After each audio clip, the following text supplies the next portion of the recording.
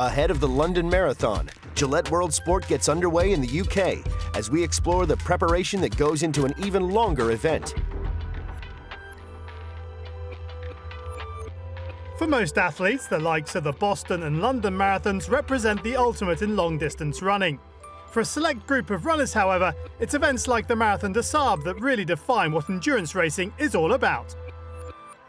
The Marathon des Sables is a multi-day race that covers around about 150 miles through the Moroccan Sahara Desert. You have to carry all your own supplies. It's billed as the toughest foot race on earth. If you're determined and you're willing to keep moving, keep going, most people with a strong mind can finish.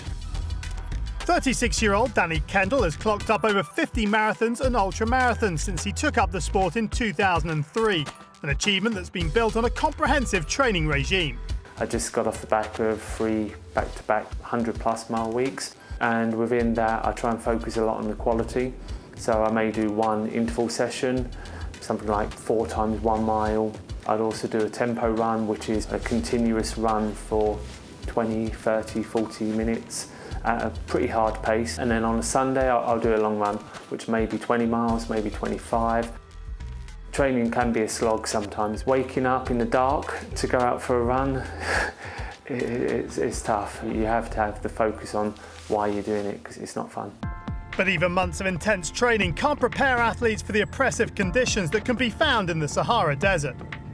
The temperatures can get up to about 50 degrees plus in the sun, which is pretty hot, and if you're working at quite a hard effort, then your core temperature is going to shoot up and you are at risk of heat stroke, heat exhaustion, and you really need to keep an eye on that and to make sure that you don't push too hard in the heat and destroy your race.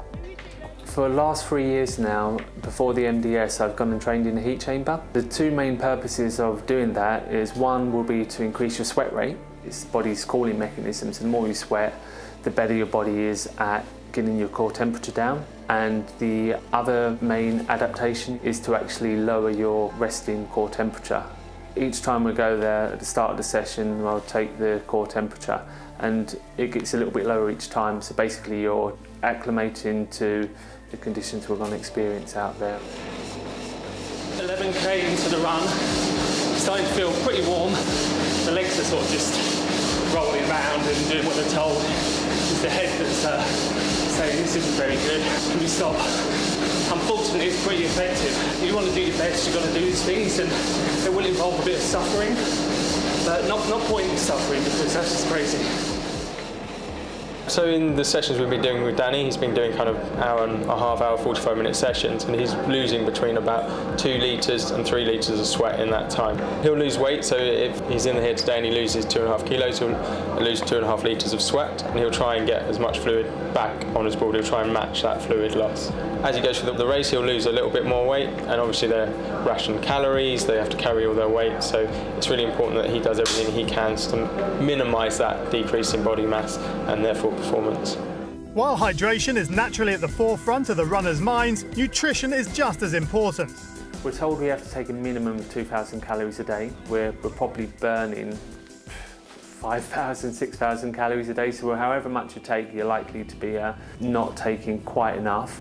I have probably a lot more carbs than most people out there. It's my line of thought is that I'm working quite hard, so I'm probably burning a lot of carbs, so I need to replace it with carbs. After the race, immediately I'll have some recovery powder, but then I'll move on to try and have some real food, which would be a freeze-dried meal. If you gave one to me now, I think I'd probably be sick, but out there it actually tastes pretty good.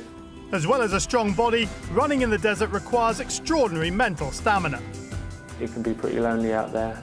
You have to also be able to deal with the highs and lows, because they can be quite extreme. In an ultra marathon, when things go horribly wrong and you're 25 miles in and you've got another 75 to go, it's mentally quite tough to keep going.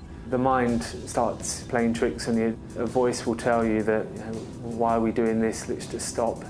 This is no fun. There's much better things you could be doing. You just have to ignore that voice and keep going and focus on putting one foot in front of the other and hope that things improve, and they usually do.